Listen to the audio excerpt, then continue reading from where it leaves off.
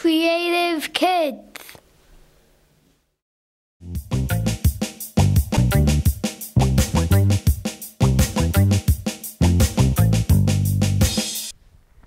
Hi kids, Janelle here.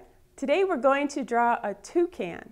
Now a toucan is a kind of a bird with a big long beak. So if you can just go find something to draw with and some paper, I'm going to show you using simple shapes on my pad how to make your own toucan. Okay, the first shape we're going to start with is a half circle like that. Then you're going to add another half circle, but smaller, over on this side. Just like that, like they're sitting on top of each other. Then add a circle on the inside here, and then another circle living right inside, like that. Now for the wing, you do this curve shape right inside, like that. Next thing we want to do is a triangle, and the triangle goes on the end right here. Now this one's a little bit tricky. You start about here, do a straight line, and then you want to curve back and connect it on top there. Now it's starting to look like the bird. Now here's the top part of the beak. We need to do the bottom part of the beak. So this shape we did on the top, we're going to do the same thing on the bottom, but a little bit smaller, like that.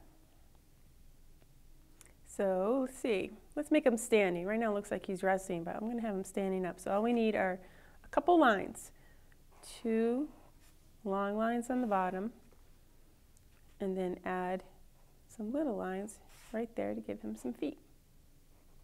And you have your bird.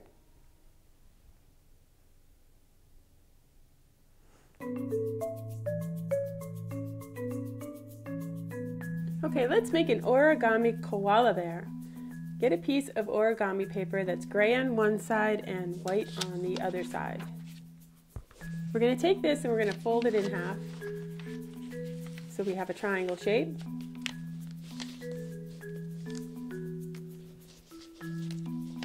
Open that up again and then fold in the opposite direction, and we'll end up with an X shape.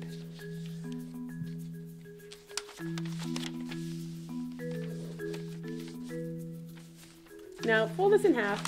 Let's get back to that triangle shape that we had before, where the flat side's on the top, pointed towards the bottom. And we're going to take this corner and we're going to fold this down so that it lines up with that crease. Once you have that lined up, flatten that out, and then let's do the same thing to the other side. There. Line that up and flatten that out. So make sure that your flaps are going up this way. Once you have this, then we're going to take one flap and fold it so we have it at an angle, a little bit more of an angle, just like this. Once you have that, you can do the same thing to the other side.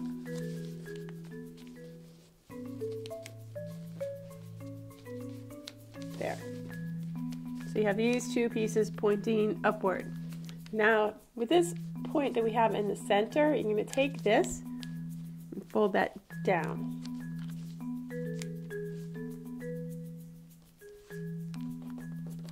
There. This is the shape you should have. Now these little points here, we want to fold down to flatten out the tops of them. This is going to be the ears of our koala. They've got big fuzzy ears.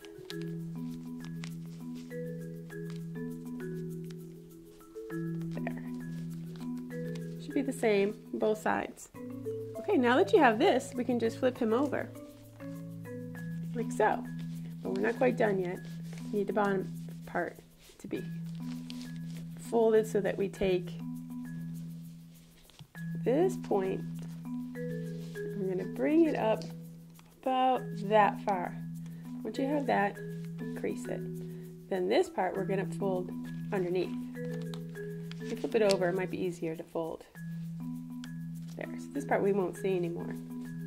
Once you've got that, you flip them over and you have your koala face shape. Get yourself a marker or some crayons and we can add the details to the face. All right, I'm going to start with his eyes.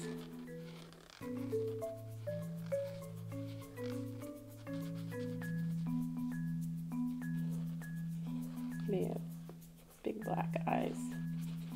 And their nose is also a big black oval shape, like so. And there you have it. If you want to, you could do his ears too. You have your koala.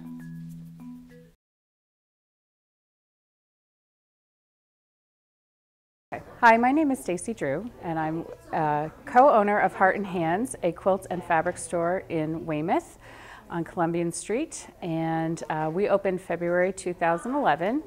We sell fabrics and we teach classes of all ages and all levels, from novice to advanced. And welcome to my studio. We're here at Hearts and Hands Studio with Stacy Drew. Welcome to the show. Thank you. Tell us a little bit about your company. Well, we're a fabric and quilt store and studio in Weymouth, and we've been teaching and selling fabric here, and we really enjoy it. Cool. What do you like about quilting? I love the art. I love being able to express myself through fabrics and sewing and the art of it. Cool. Is it something kids can do? Absolutely, absolutely. I started sewing when I was 7. And so kids can do it, and we encourage kids to do it. Ooh. What kind of classes do you have? We have all kinds of classes. We have classes for kids and adults, and we teach everything from learning how to sew to really intricate hand techniques and very basic, just getting a quilt started. How long have you been open? We opened February 1st, 2011, so just over a year. Cool. It's almost summer vacation for us kids. Do you offer any youth programs like camp? We do. It's not quite a full camp, but we have 2 programs, Learn to Sew and Learn to Quilt, for different age groups. Younger kids, it's Learn to Sew, and older kids, it's Learn to Quilt. They're each a week long, and you get a finished project at the end. Kids can make quilts in a week. Wow. How many different types of quilts are there? Oh, endless. Endless quilts. Every quilt is different. It's like a piece of art. Every quilt is different. You can machine quilt, and you can hand quilt, and you can applique, which is put things on afterwards by hand, cut things out. You can just do quick squares, triangles, curves, circles, anything. We'll have to show you some. Do you have a favorite quilt? I do. I have a favorite quilt. I do have a favorite quilt. It's my color wheel quilt in the other room, which we will see. Okay? Okay. You want to come see the store? Okay. Okay. Let's start at the very front. Okay. What you see when you come in, okay? Alrighty.